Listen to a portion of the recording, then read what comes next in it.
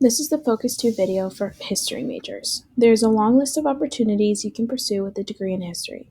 Focus 2 can help you narrow your exploration down by occupation, salary, green jobs, or job outlook. To get started, on the home screen, you can scroll down to explore the possibilities and click on What Can I Do with a Major offered at Russell Sage College. This will bring you to a list of all the programs of study offered at Russell Sage. And we're going to click on History, which will bring us to a page of all the occupations that can be pursued with a degree in history.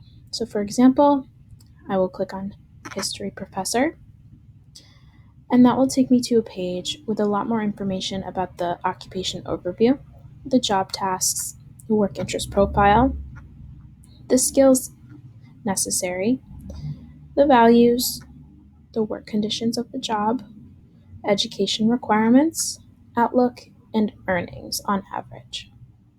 So if we scroll to the top, we can see that the occupation overview provides important information regarding the profession. So for a history professor, they teach courses in human history, and they may do a combination of teaching and research. For job tasks, it describes what your day-to-day responsibilities will look like in that profession. As a history professor, they commonly plan curricula and course materials, as well as maintain regularly scheduled hours to advise and assist students. Then it'll bring us to the work interest profile for people employed in this position. And for a history professor, it's important to have social, investigative, and artistic skills as their strengths. This will compare your personal results of the work interest profile, but it's okay if they don't match completely. There are plenty of ways to develop your skills if this is a profession that you want to pursue. If you need practice developing some of these skills, it's important to remember that you can do so in many ways.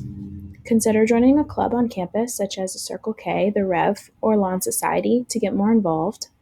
Or when thinking about working a part-time job or volunteering, think locally, like at the New York State Museum, the Troy Library, the Troy Record, or Rensselaer County Historical Society, which can also support your development of social, investigative, and artistic skills.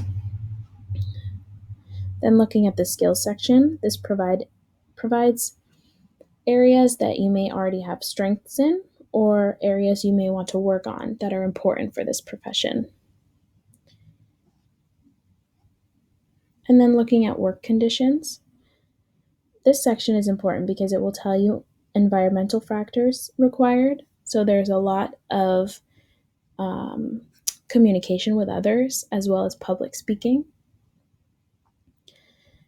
And then education requirements will tell you what credentials you need for this profession. So to become a history professor, although you do need a degree, a bachelor's degree in history, you also require either a master's or a doctorate degree to be employed as a history professor.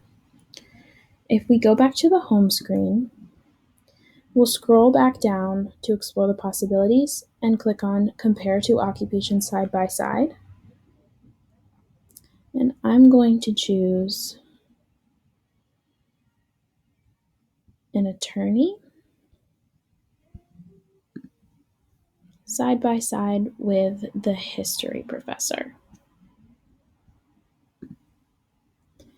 And you'll click Continue.